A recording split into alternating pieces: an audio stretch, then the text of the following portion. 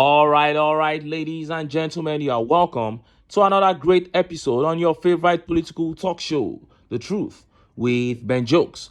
Now, it is business as usual under the APC. The same pain, confusion, and hopelessness that ushered in the Tinubu regime is what Nigerians are experiencing as we speak. Only this time, it is on a much worse scale. After lying to Nigerians about commencement of operations at the Port Harcourt refinery, the NNPCL chiefs have been running from pillar to post, trying to cover up their lies with more lies. And Nigerians are saying, listen, you don't have to tell us anything. If we truly have a functional government refinery, the only proof is that the price of petrol that will be shipped from that refinery must be far less than the price of petrol at the Dangote refinery. If Dangote, a private firm, buys crude oil from our national wells and he refines and sells at 970 naira per litre, then a government refinery, after getting free crude from our wells, should refine and sell for as low as 300 to 400 naira per litre. So we should be looking at prices dropping drastically if we truly have a functional government refinery, or else the NNPC should just shut up. But we know that fuel prices will not drop because it is all lies and propaganda from the NNPC. That is what this government represents. And that is why many Nigerians have given up on the Tinubu administration and Nigeria as a nation. Few hours ago, CBN Governor Yemi Cardoso received heavy backlash after he made an appeal to Nigerians. And honestly, coming out to make such an appeal after increasing interest rates just 2 days ago shows that Cardoso is not normal at all. And just as Nigerians were yet reacting to that obnoxious appeal by Yemi Cardoso, Tinubu dropped a bombshell. After failing woefully for 18 months, Tinubu has now dumped his own manifesto and policy slogan. He has now proudly asked Nigerians to join hands with him to do what Peter Obi said, to move Nigeria from consumption to production. Before I show you details of that video and details of that pronouncement by CBN Governor Cardoso, let me quickly show you these updates. First update here is a video, a shocking video, where the Kaduna state government welcomed repentant bandits. After killing several hundred innocent Nigerians and taking billions of naira in ransom, some bandits claimed to have repented, and the APC-led Kaduna state government welcomed them into the society. See the video. Tight security was evident as Governor Obasani alongside top government officials arrived in Briningwari to reopen the long shut down cattle market and welcome repentant bandits back into the community. This initiative is a key part of the governor's broader strategy to tackle insecurity in Kaduna State by offering a second chance to those who lay down their arms in the spirit of fairness and justice. The Emir of Briningwari, His Royal Highness Jubril Megwari II, expressed joy over the development, commending the role repentant bandits are playing in stabilizing the area. Just about some few weeks ago, these people have released over 100 people that they have captured. And they have also, wherever there is anybody among them who feels he can do without them, they dealt with him. They are protecting us, they are protecting themselves.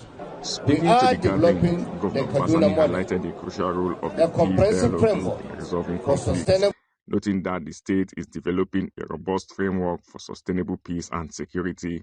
This model will include disarmament, demobilization, and reintegration, alongside investment in rural development and conflict resolution. It is a holistic approach that addresses both the symptoms and the root causes of insecurity. He emphasized Through that numerous meetings and administration extensive will not discussions, take firm action against anyone who refuses to abandon violence activities. several senior bandit leaders have laid down their arms and embraced peace, along with their followers. Our approach is based on principle of carrot and stick.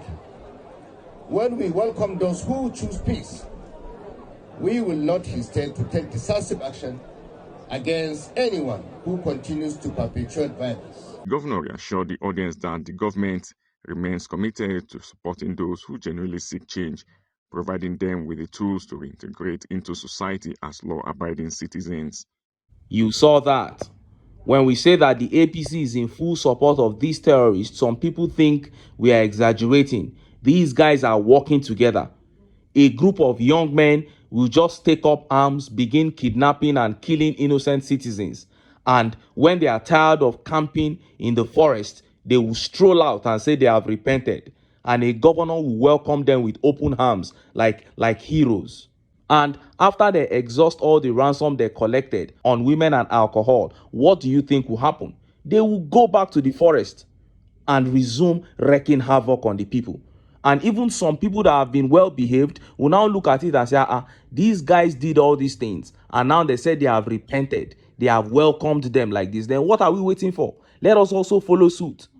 We collect ransom, we enjoy our lives, then we come back and say we have repented. This is what Nigeria has become under the APC. What a shame. The next update here is an intriguing one. The battle between Tinubu and northern Nigeria continues. And here, Governor Zulum of Borno State has this to say. North will not be party to Tinubu's tax reform bill. Borno Governor Zulum. Governor Babagana Zulum of Borno State has voiced the North's position to Bola Tinubu's tax reforms bill currently before the National Assembly. In an interview on BBC News Hausa, which was posted on X, Zulum stressed that the North will not be party to the proposed legislation. He emphasized the detrimental effects the bill would have on the North and other regions in the country. Zulum warned that the tax reforms would lead to economic decline, hunger, poverty, and insecurity, especially in the northern region. The governor also questioned the rush by the National Assembly to ensure swift passage of the bill, contrasting it with the prolonged delay of the petroleum bill in the National Assembly. Expressing further concerns on affordability and sustainability, he says, "Our agitation is that we know if passed into law, we will not be able to pay. And if we pay once, the next year, it will become trouble because we won't be able to pay again." He's talking about salaries. Let's not create problems and leave them behind for our future generations. According to him, Lagos State has also expressed concerns about the bill, citing potential economic difficulties, thereby underscoring the widespread concern across regional lines. The governor appealed to Ahmed Tinubu to intervene, citing the North's significant contribution of about 60% votes to his victory. Zulum urged Tinubu to consider the region's concerns with compassion. "We believe this bill, if passed into law, will completely destroy or kill the North as a whole. We are calling on all relevant stakeholders, including Ahmed Bola Tinubu, to rise up and look into this matter. It will not only affect the North, but the Eastern and Western, even South-South regions. States like Oyo, Ekiti, Ondo will have problems too. They are equally saying it will also take Lagos State backward. And if that's the case, we all don't want Lagos to go backward. Therefore, let's leave things the way they are currently." Addressing members of the National Assembly, Zulum said, "Do not betray the trust of your constituents by passing the bill. Opposing the bill does not imply opposition to the government, but rather a commitment to protecting regional interest. My position is that we should all be careful. We have families, grandchildren, brothers, sisters in our communities, our states to look out for." You heard that. I hope that this bill completely tears the northern and southern factions of APC apart. And what Tinubu and his team have succeeded in doing with this tax bill is to blindfold the gullible by appealing to some long-standing sentiments. For instance, some Nigerians are somewhat trying to back this bill because they have been told that it would deprive northerners from getting revenue from alcohol, since they claim alcohol is bad and they destroy alcoholic products in their region. They shouldn't enjoy the revenue that comes from consumption of alcohol in other regions. and that absolutely makes sense. But should that blind you from the fact that value-added tax is going to be raised from 7.5% to 15%, subject to continuous upward review? That is a complete disaster that should not be allowed to happen. But the argument, as usual, is that some people are complaining because they won't benefit. Let's keep clowning. If Tinubu gets this bill through, we will be here next year when a bag of rice will sell for 150,000 naira. And let's see how Nigerians will go about. And Nigerians will not benefit anything from this bill. Point blank, period. Now, let us look at those two updates that have become the major talking points in the Nigerian political media space. First is that appeal by CBN governor that got Nigerians lashing out at him. And next is that video by the Tinubu camp where they began to claim that Tinubu is now asking Nigerians to join hands with him and move the country from consumption to production. Let's start by taking that update from Cardoso. Look at how the papers reported it. Economic reforms don't japa. Cardoso begs Nigerians. Governor, Central Bank of Nigeria, Cardoso, has pleaded with Nigerian youths not to leave the country, assuring that its ongoing reforms and policies are in the best interest of everyone and geared towards economic development. Cardoso pleaded while delivering his keynote address at the 59th Annual Bankers Dinner at the Chartered Institute of Bankers of Nigeria, CIBN, in Lagos. He pleaded and advised Nigerian youths not to leave the country as the bank was working on building an economy where businesses could thrive. I want to assure you that at Central Bank, every decision we make is for serving the best interest of the people, and we will continue strengthening our internal capacity processes to ensure that these processes remain firmly rooted in evidence-based analysis. It is not a good idea to japa at this stage. Two reasons. One, those who may decide they are going to do that, they will sell and get rid of their assets. You will be doing it for cheap. Predators who are outside looking for bargains will come and take it and pocket it, put it in their pocket and wait for the turnaround and sell it away. Number two, you want to be part of the solution. You want to be part of the solution, and this is the time that we need all hands on deck. There are opportunities in the market today, which I must say from my experience over the past years and also for the past 6 months, a lot of interest from the outside is in what is going on in Nigeria. He said, we are building an economy where every individual, every business, and every community can thrive. This vision will not be achieved by one institution alone. It requires all of us, banks, regulators, businesses, and citizens to work together with steadfast resolve. Like say this man dey craze.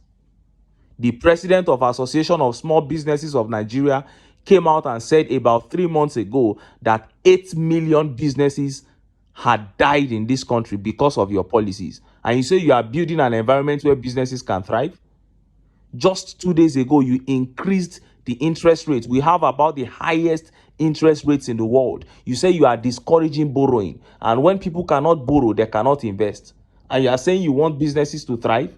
Are you okay upstairs, you this man? And the youths who have seen through the evil of the APC and have decided to leave the country for you people have now become targets. 2 weeks ago, Fashola begged youths not to japa. Today, Cardoso is telling youths not to japa. What is this? And just as Nigerians were yet cursing Cardoso over his comments, this video dropped. Tinubu has now dumped his renewed hope agenda. He has all but adopted Peter Obi's own. He has sent his cabinet members out to begin telling Nigerians to join him to move the country from consumption to production. See the video. Nigeria's President Bola Tinubu has urged Nigerians to, as a matter of urgency, join his administration in moving the nation's economy from mere consuming to a producing economy for the good of all, saying everyone must be involved in governance and production activities. Tinubu, who was represented by the Minister of State for Labour and Employment, Nkeruka Onyejocha, disclosed this while declaring open the 10th National Labour Summit at the Michael Imodu National Institute for Labour Studies in Ilorin, the Kwara State capital, with the theme, The Future of Work and Renewed Hope Reform Agenda, Issues and Perspectives. According to the Minister of State for Labour and Employment, Nkeruka Onyejocha, President Tinubu wants Nigerians to come together and be part of the movement to remove Nigeria from the space of poverty by understanding what the economic indices are and how to improve on them. We are at the verge where everybody has to be involved. We are at the point where everybody has to really understand what the economic indices are, how to improve, where everybody now has to be involved in governance and even in production. We are a consuming economy. Now everybody has to join to be a production hub. Everybody become productive, then there'll be food everywhere. When some people believe that it's only you that will go to the farm, how many hectares of land will we be able to cover? But everybody's planting small in your corner. You understand? Everybody is productive, like I said. You understand? Everybody will be satisfied. Oh my God, what a joke. The truth is simply this: you can't give what you don't have. Everything Peter Obi proposed that Tinubu has copied have been bastardized by he and his regime. Obi talked about subsidy removal. Tinubu worked with the template but approached it wrongly and without transparency. Now look at where he has landed Nigeria. He did the same thing with the student loan initiative. Now he's talking about moving from consumption to production, and his minister is standing there saying that what it means is every Nigerian should have garden in their backyard. When Peter Obi was talking about large-scale agriculture and quoting figures of land masses of Niger State and other agriculturally viable states in Nigeria, this one is talking about backyard. We are talking about setting and meeting production and export targets for food and cash crops.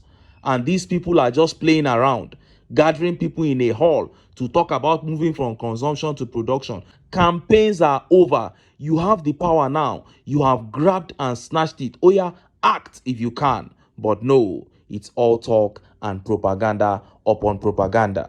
And look at how Nigerians react. Let's take some of the tweet reactions. Felix Gagari here says, finally, he has accepted Peter Obi's manifesto as the best and common sense. But the only difference is he is corrupt and greedy to implement it to the letter, as Peter Obi would have done it. No doubt about that. Everybody will say they will do this, they will do that. But how many people would have the transparency to implement it to the letter? And Honorable Amoda Abiodun here says, for his entire life, he has been a copycat, faking his existence, names, family history, education, and drug business dealings. Now, it is no more renewed hope. Clown. It is no more renewed hope. It is now moving Nigeria from consumption to production. And Professor Dom here says, renewed hope in the mud now, I guess. Peter Obi is and will always be light years ahead of every one of them. That is it. That is just the simple truth.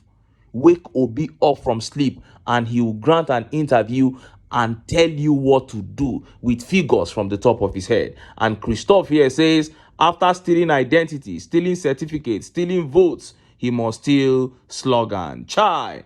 And Africa in a Box says, yes, because people cannot consume anymore. Madman. He said, you have rendered people useless. You have taken away their purchasing power.